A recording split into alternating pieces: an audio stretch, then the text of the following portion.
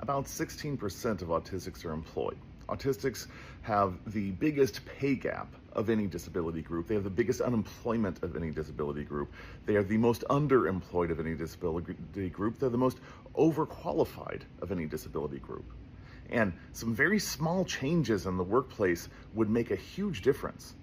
Changes like letting them work uninterrupted by meetings, by task switching, letting them decide their own hours, letting them work from home, letting them be able to take more frequent breaks, letting them decide when to take their breaks, letting them be able to work with noise canceling headphones, letting them be able to take sensory detox, letting them be able to have written instructions that are clear and direct instead of implied instructions, letting them be able to not have workplace friendships or have to fit in with the culture or be seen as friendly or as friends in the workplace.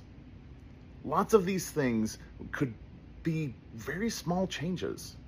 Giving them mentors, giving them a little bit of leeway as to when they come in the morning, when they leave in the afternoon. Getting the job done for autistics is rarely the problem.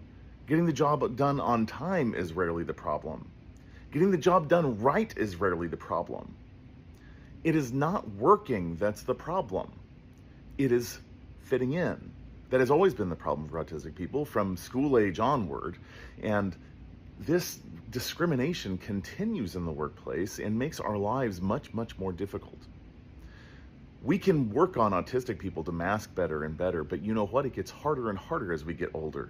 And there's really no sense in us continuing to make ourselves miserable just to make other people comfortable when a little bit of understanding, a little bit of leeway could makes such a big difference.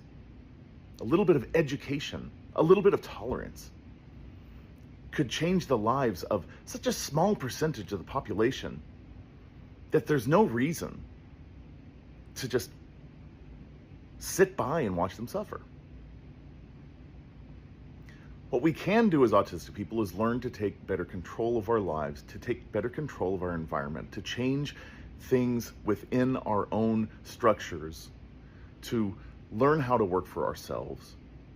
It's not easy, but it's where we are.